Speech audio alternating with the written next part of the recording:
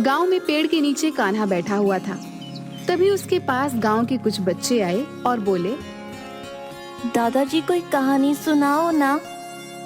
बताओ, कौन सी कहानी सुनाओ? जन्माष्टमी आ रही है, उसी पर कोई कहानी सुना दो। ठीक है, ये उस वक्त की बात है जब हमारे गांव में दुर्जन सिंह का कहर हुआ करता था।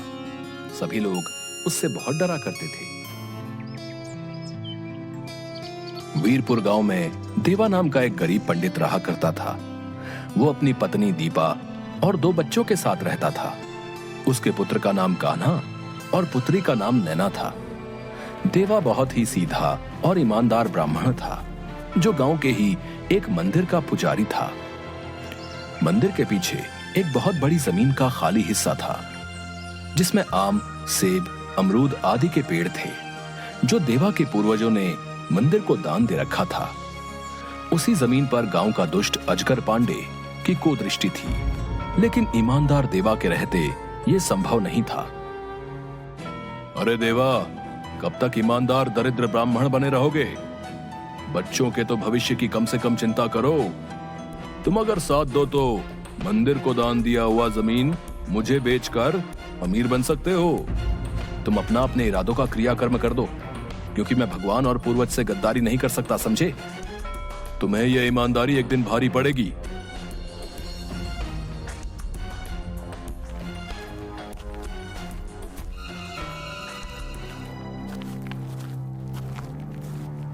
कान्हा, तुम मना करने के बावजूद आज फिर से फटी हुई ड्रेस पहनकर आए हो।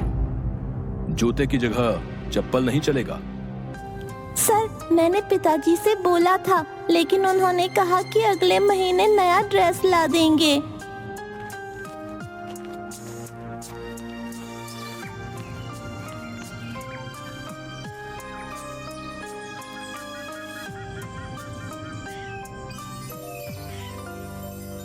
तुम क्यों रो रहे हो? तुम्हारा नाम क्या है?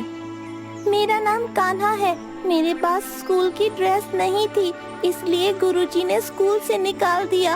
हम गरीब हैं ना, इसलिए हमारे पास औरों की तरह अच्छी चीजें नहीं है।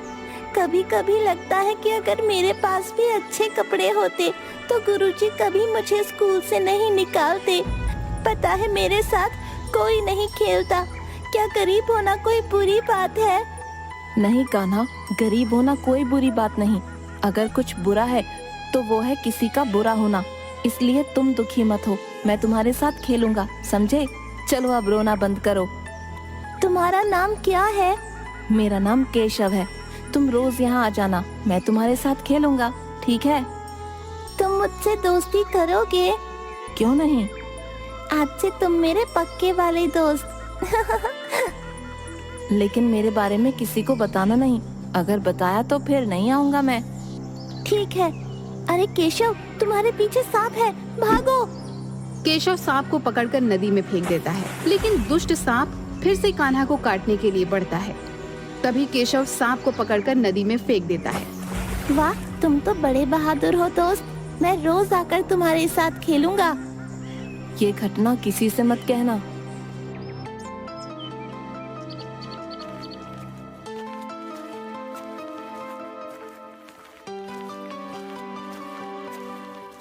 पुजारी जी, अरे ओ पुजारी जी, रुको जरा।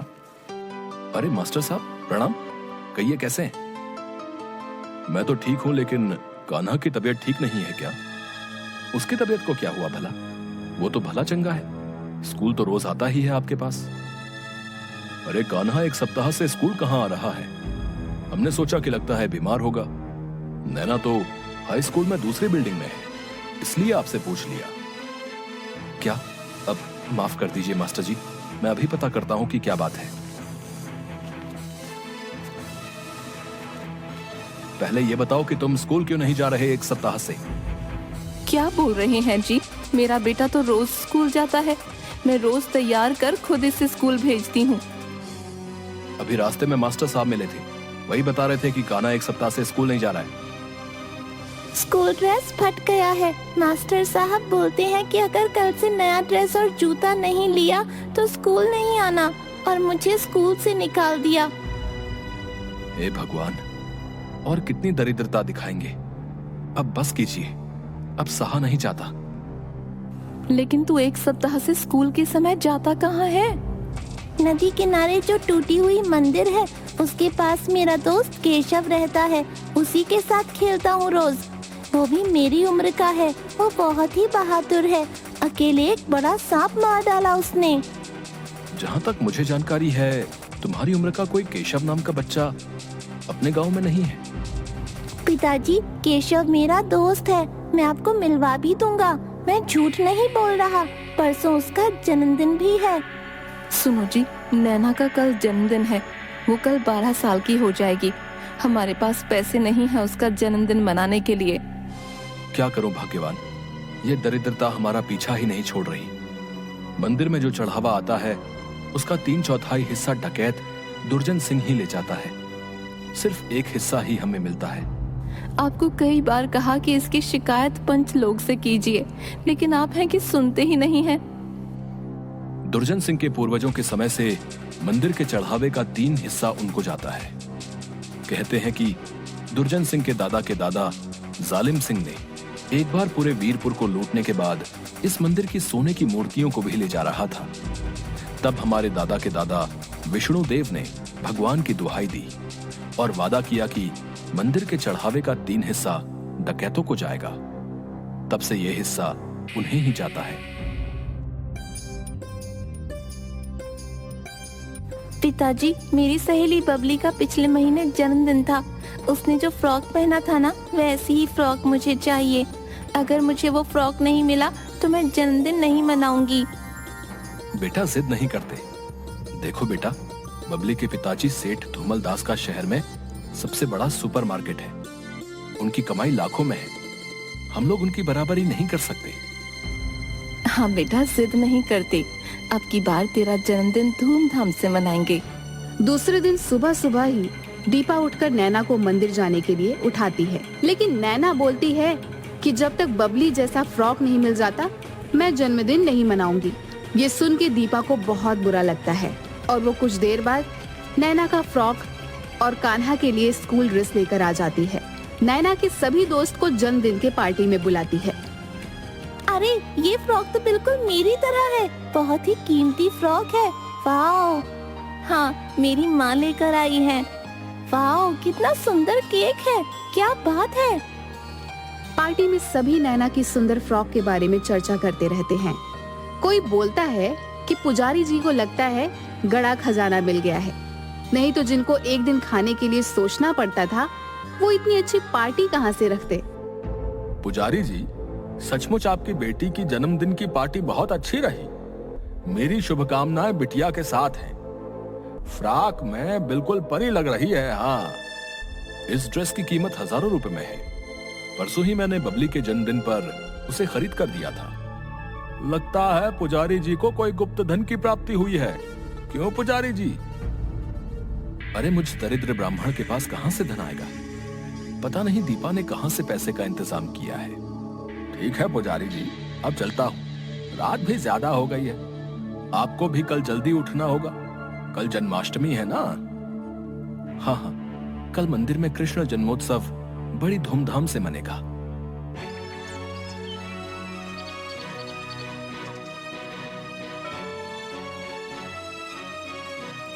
हे भगवान, अनर्थ हो गया। घोर कलयुग आ गया। अब तो भगवान भी सुरक्षित नहीं। क्या हुआ पुजारी जी? सवेरे सवेरे मंदिर के बाहर इतनी भीड़ कैसी? मंदिर के आभूषण गायब हो गए हैं। ऐसे कैसे हो गया? आज तक हमारे गांव में कभी ऐसा नहीं हुआ। पता नहीं मुखिया जी, ये सब कैसे हो गया। मैंने कल खुद मंदिर की सफाई करके ताला लगाया था। ताले की चाबी किसके पास है? चाबी तो मेरे ही पास रहती है। आज जब मैं सुबह आया तो ताला लगा हुआ था। रोज की तरह जैसे ही ताला खोलकर अंदर घुसा तो देखा कि भगवान के सोने के आभूषण गायब हैं। क्यों देवा, सभी बता रहे थे कि कल रात की तुम्हारी पार्टी करोड़पति सेठ धूमल दास से भी शानदार थी। नहीं, मुझे तुम्हारी ईमानदारी नहीं, लेकिन कहीं भाभी जी ने... अजकर, मुंह संभाल कर बात करो। लेकिन शानदार पार्टी पर गुप्त धन की बात पर तूने भी भाभी जी का ही नाम लिया था। दीपा, तुम बताओ कि जो ये लोग शक कर रहे हैं उसकी सच्चाई क्या है? आप भी मुझ पर शक कर रहे हो। ठीक है, मुझे अपने कान्हा जी पर पूरा भरोसा है। अब तो वो ही इंसाफ करेंगे। एक वक्त का खाने का ठिकाना नहीं तुम लोगों का, और चले गांव वालों को पार्टी देने। मूर्ख समझा है क्या हम लोगों को? मैंने चोरी नहीं की है, आप सब मेरा यकीन करो। मैंने पार्टी के लिए अपने सोने के कंगन बेचे थे, क्योंकि मैं अपनी बेटी को उसके जन्मदिन पर दुखी नहीं करना चाहती थी। वाह जी वाह, जिन लोगों को हर चीज से पहले सोचना पड़ता है, उन्होंने सोने का कंगन बेचने से पहले एक बार भी नहीं सोचा। वाह! आप जाकर जौहरी से पूछ लीजिए, वो सब जानता है। अरे वाह, हमें मूर्ख समझती हो? हम सब जानते हैं। पक्का तुमने चोरी से पहले ये सब किया होगा, ताकि तुम पर कोई शक ना करे, और जब बात तुम पर आए तो तुम इस तरह से बच जाओ। मुझे तो लगता है चोरी इन्हीं दोनों ने की है, और अब भोले बन रहे हैं। मैं तो कहता हूं कि इन सब के सबको गांव से निकाल दो। हमारे गांव और हमारे मंदिर को ऐसे पुजारियों की कोई जरूरत नहीं है, जिनका कोई धर्म ईमान ना हो।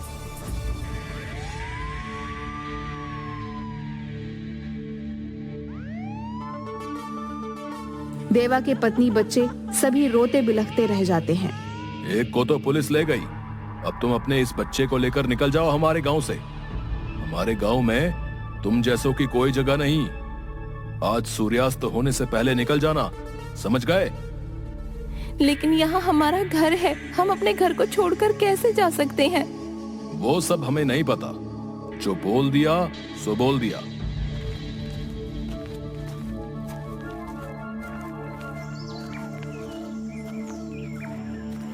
ये सब क्या हो गया प्रभु? आज तक हम जैसे भी थे, लेकिन कम से कम गांव में थोड़ी इज्जत तो थी। सोचा था कि शायद आपकी कृपा से हमें मिला है, लेकिन क्या वो इज्जत इसलिए मिली थी ताकि एक दिन वो इस तरह सबके सामने तमाशा बना दी जाए? हर दुख सहा प्रभु, लेकिन कभी शिकायत नहीं की। आज नहीं सहा जा रहा, बहुत तकलीफ हो रही है प्रभु। या तो सब ठीक कर दो, या इतनी शक्ति दे दो कि ये सब सह सकूं। पता है प्रभु, बस ये समझ नहीं आ रहा कि आप तक मेरी विनतियां पहुंचती नहीं, आप सुनना नहीं चाहते। आपके तो दुनिया में कितने भक्त होंगे, लेकिन मेरे लिए तो आप ही थे ना सब कुछ। हर खुशी में, हर दुख में मेरे लिए सब कुछ आप ही थे। आप तो किसी के साथ गलत नहीं होने देते ना, तो फिर ये सब क्यों हो रहा है मेरे परिवार के साथ? न जाने प्रभु क्यों ऐसा लग रहा है कि ये सब आपने मुझे मेरी भक्ति का फल दिया है। पता नहीं फिर कब आपसे मिलने यहाँ आ पाऊंगी। मेरा आखिरी प्रणाम स्वीकार करो प्रभु।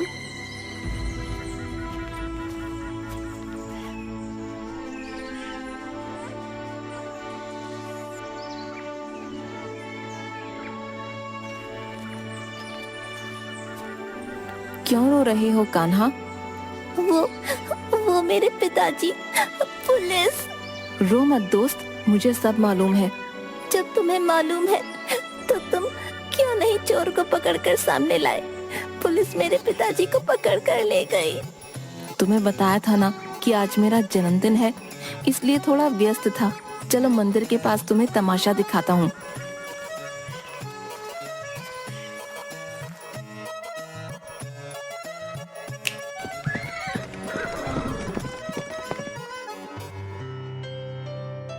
पुजारी जी, हमें बचा लो। 1 घंटे से हमारे ही घोड़े हम लोगों को ही लात मार मार कर जान लेने पर उतारू हैं। ये रहे भगवान के आभूषण, हमें बचा लो। एसपी साहब, हमें जेल में डाल दो, नहीं तो ये हमें मार देंगे। जिस भगवान के चढ़ावे का 3/4 हिस्सा तुझे मिलता है, उनके ही आभूषण तूने चुरा लिए। छी! आभूषण चुराने का आइडिया तुम्हारे ही गांव के अजगर पांडे का था।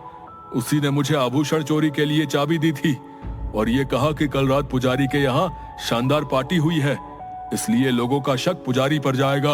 हाँ।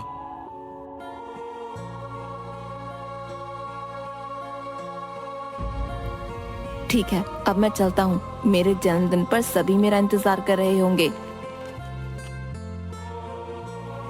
मुझे माफ कर देना दीपा, मैंने तुम पर शक किया। मैं अच्छा पति नहीं बन पाया। कोई बात नहीं जी, परिस्थितियां ही कुछ ऐसी थी, लेकिन अब आप सब भूल जाइए। मैं बस खुश हूँ कि सब ठीक हो गया। प्रभु आपका बहुत बहुत धन्यवाद। जिंदगी भर ये दीपा आपकी ऋणी रहेगी। अजगर पांडे और दुर्जन सिंह ने अपना जुर्म कबूल कर लिया है। ये सब उन्होंने ही किया था। हमारे श्री कृष्ण हमारे साथ इतना गलत भला कैसे होने देते? पिताजी, मेरे दोस्त केशव ने सब कुछ ठीक कर दिया। कौन केशव? मैंने आपको बताया था ना मेरे दोस्त के बारे में, उसी ने ठीक किया ये सब। आज जब मैं रो रहा था तो उसने कहा कि रो मत, सब ठीक कर दूंगा। बेटा, इस दुनिया में करने वाला वो एक ही है, हमारे आराध्य श्री विष्णु। लेकिन उसने कहा वो कर देगा सब ठीक। आपको पता है, एक बार उसने सांप से मेरी जान बचाई थी। वो किसी से नहीं डरता। कान्हा, मुझे मिलना है उस बच्चे से। वो तो चला गया, उसका आज जन्मदिन है ना। उसने कहा सब उसका इंतजार कर रहे होंगे। क्या नाम बताया तुमने उसका? केशव। जी सुनिए, हमारे आराध्य को केशव के नाम से भी तो जाना जाता है। मैं जानती हूँ, वो मेरे प्रभु ही थे। वो हमारी मदद के लिए केशव बन के बाल रूप में आए थे। हाँ मेरे बच्चे, मैं समझ गया तुम्हारा दोस्त केशव कौन है। चल मंदिर में, आज तुम्हारे दोस्त का जन्मोत्सव धूमधाम से मनाएंगे। तो ये थी मेरे दोस्त केशव की कहानी, जिसने हम सभी की मदद की थी। बच्चों, जोर से बोलो, हाथी घोड़ा पाल की जय, कन्हैया लाल की। अरे कान्हा, बच्चों को कहानी ही सुनाता रहेगा या थोड़ा मेरे साथ भी वक्त बिताएगा? अरे कुछ दिनों बाद तो मैं चला जाऊंगा शहर, फिर सुना लियो जितनी कहानी सुनानी है। अब चलो बच्चों, अब खेलो। मैं चला अब अपने सैर सपाटे में। उसके बाद कान्हा और उसका दोस्त दोनों लाठी टेकते हुए घूमने निकल जाते हैं।